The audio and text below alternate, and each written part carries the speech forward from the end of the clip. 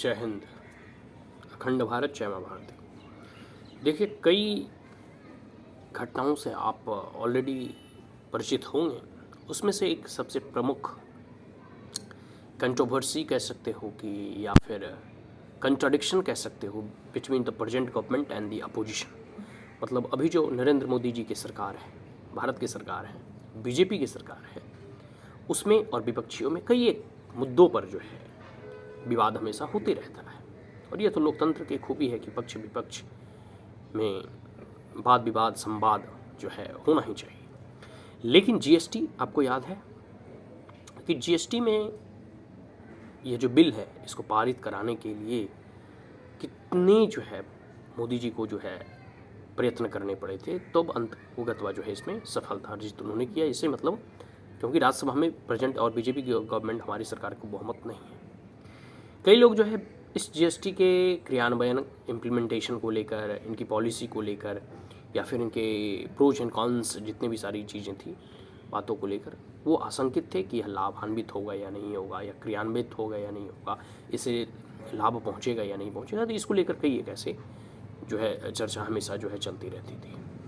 अभी आज ही जो है माईगॉव के द्वारा हमें एक आंकड़ा मिला है, तो मैंने सोचा क्यों ना इस प्रेजेंट गवर्नमेंट की जीएसटी के कलेक्शन की उपलब्धियों को गिनाया जाए। जैसे अगर जीएसटी कलेक्शन की बात करूं, पिछले साल, ये नवंबर का महीना मतलब अब खत्म हो चुका है, दिसंबर 1-2 दिन बीत चुके हैं, तो आंकड़ा जो है नवंबर तक है। नवंबर 2021 में लगभग 1.31 लाख करोड़ का जीएसटी कलेक्शन हुआ था कुल मिलाकर। ठीक है, गुड्स एंड सर्विस टैक्स वगैरह जो संग्रह हुआ था वह 1,31 लाख करोड़, ठीक है, 1.31 लाख करोड़ का जीएसटी संग्रह हुआ था। नवंबर 2021 का आंकड़ा है। और नवंबर 2022 मतलब एक साल बीत जाने के बाद यह लगभग जो है 1.46 लाख करोड़ का ये संग्रह जीएसटी कलेक्शन हुआ है। तो 11% की वृद्धि है पिछले वर्ष की अपेक्षाकृत। यह एक साल का आंकड़ा का जो कह सकते हो कि इवैल्यूएशन है, मूल्यांकन है, तो आप इससे इसकी अंदाजा लगा सकते हैं। ठीक है, और लगभग 9 महीनों से कंटिन्यू 9 मंथ से जो है लगभग 1.4 लाख करोड़ से अधिक का कलेक्शन हो रहा है। तो इससे जीएसटी की सफलता आप सुनिश्चित कर सकते हैं कि 11% की वृद्धि भी दर्ज की है पिछले वर्ष की अपेक्षाकृत, नवंबर 2021 से लेकर नवंबर 2022 में, जबकि पूरे वैश्विक अर्थव्यवस्था जो है कह सकते हो कि स्लो डाउन में चल रहा है। इस कोविड-19 का इम्पैक्ट है, पूरे इंडस्ट्री वगैरह क्लोज हो चुकी थी, बट भारत में आप यह ग्रोथ को देख सकते हैं।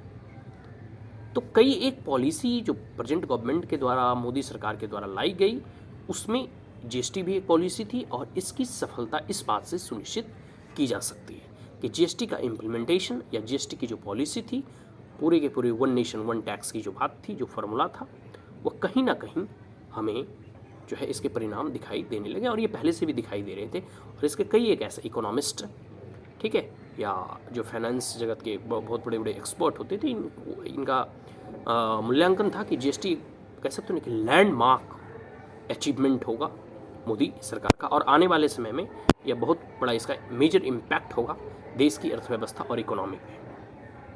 तो आप इससे अंदाजा लगा सकते हैं कि 9 महीना से कंटिन्यू 9 महीना से लगभग 1.4 लाख करोड़ से अधिक का जीएसटी जो है हमने कलेक्शन किया है, या फिर भारत सरकार ने कलेक्शन किया है। और नवंबर 2021 से नवंबर 2022 में 11% की वृद्धि दर्ज की गई है। ठीक है, जब पूरी की पूरी वैश्विक अर्थव्यवस्था मंदी की ओर बढ़ रही है, तो भारत का पहिया जो है बहुत ही तीव्र गति से भाग रहा है। और भारत की अर्थव्यवस्था और भारत सरकार की, मोदी सरकार की यह इकोनॉमिक पॉलिसी का ही देन है कि भारत इतनी तीव्र गति से प्रगति और उन्नति के राह पर अग्रसर है। तो ये जीएसटी कलेक्शन है। ठीक है, तो यह मैं आंकड़ों के साथ आपके समक्ष रखा। आशा करता हूँ कि यह वीडियो आपको अच्छा लगा। तो vote for BJP and support for the BJP. Modi सरकार की निगरानी और अध्यक्षता में देश प्रगति और उन्नति के राह पर और अग्रसर करें। जय हिंद, जय मां भारती।